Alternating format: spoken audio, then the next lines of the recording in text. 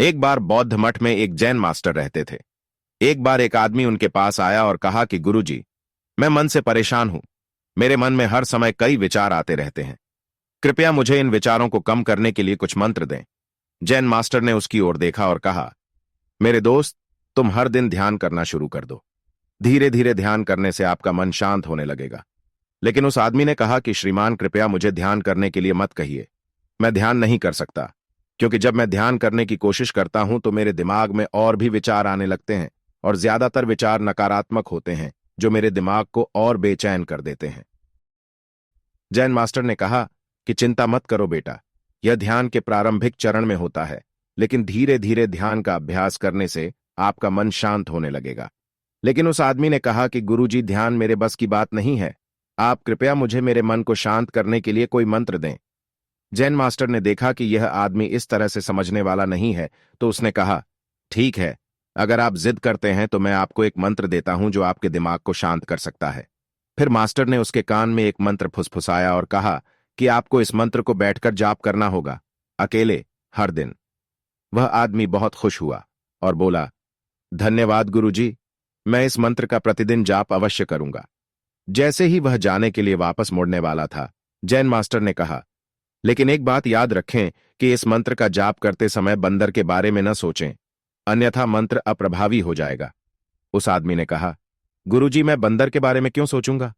मैंने अपने पूरे जीवन में कभी बंदर के बारे में नहीं सोचा। आप इसकी चिंता न करें। और वह वहां से चला गया। वह आदमी खुशी खुशी घर वापस आया और मंत्र जपने बैठ गया। जैसे ही उसने मंत्र का जाप करना शुरू किया, उसे जैन मास्टर के शब्द याद आए कि जब आप इस मंत्र का जाप करें तो बंदर के बारे में न सोचें। जैसे ही उसे गुरु की बातें याद आईं, उसके दिमाग में बंदर की तस्वीरें आने लगीं। वह बंदर के विचारों को नजरअंदाज करने की कोशिश करने लगा, लेकिन जितना ही उसने बंदर को नजरअंदाज करने की कोशिश की, उतने ही उसके दिमाग में बंदर आने लगे और कुछ समय बाद उसका दिमाग बंदरों से भर गया। उस आदमी ने सोचा कि जैन मास्टर ने मुझे यह निर्देश क्यों दिया? अगर वह जानता था कि बंदर एक मुसीबत है, तो उसे इसका उल्लेख नहीं करना चाहिए था। मेरे दिमाग में और कोई जानवर नहीं आ रहा है और बंदर नहीं जा रहे हैं। वह आदमी परेशान हो गया। उसने स्नान किया, नए कपड़े बदले और फिर से एक कमरे में मंत्र जाप करने के लिए बैठ गया। जैसे ही उसने अपनी आंखें बंद कीं, उसे बंदर दिखा। वह जहां भी देखता, वे उसके चारों तरफ होते।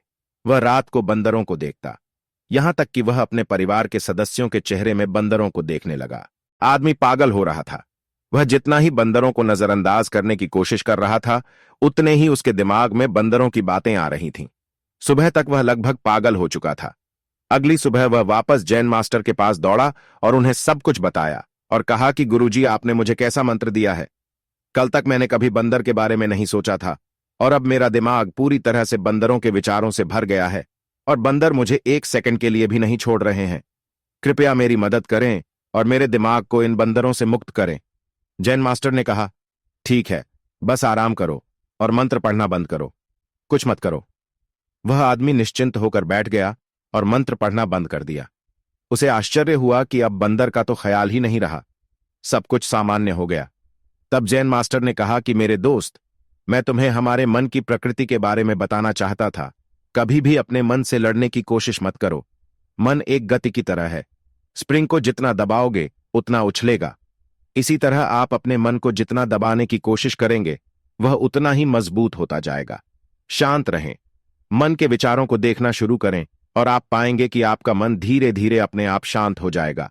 और मन को देखने के लिए आपको ध्यान करने की आवश्यकता है।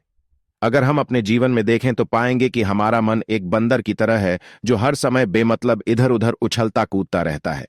यदि आप इस बंदर मन को बलपूर्वक रोकना चाहते हैं, तो आप ऐसा नहीं कर पाएंगे। जैसे जितना अधिक आप उसके स्प्रिंग को दबाने की कोशिश करेंगे, उतना ही वह उछलेगा। इसी प्रकार आप जितना अपने मन के विचारों को रोकने की कोशिश करेंगे, वे विचार उतने ही अधिक बढ़ते जाएंगे।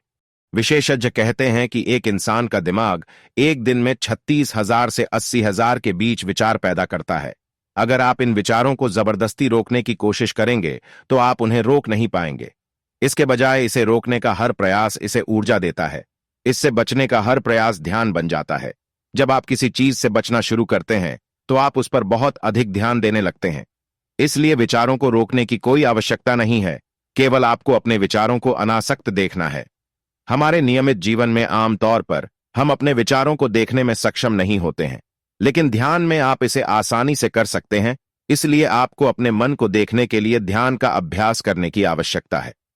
कुछ लोगों का अनुभव होता है कि जब वे ध्यान करना शुरू करते हैं तो उनके दिमाग में अधिक विचार आने लगते हैं, लेकिन इसके पीछे का कारण यह है कि जब हम ध्यान करना शुरू करते हैं तो हमारे दिमाग में छिपे पुराने विचार ऐसे ही निकलने लगते हैं, जैसे अगर आप अपने घर की सफाई करते हैं तो सारा कचरा बाहर निकल आता है।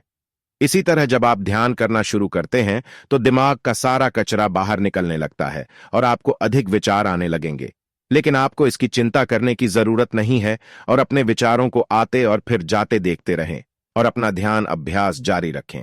धीरे धीरे मन का सारा कचरा बाहर निकल जाएगा तो मन अपने आप शांत होने लगेगा और आपको कम विचार आने लगेंगे और लंबे अभ्यास से आप निश्चय ही अपने मन को वश में कर पाएंगे।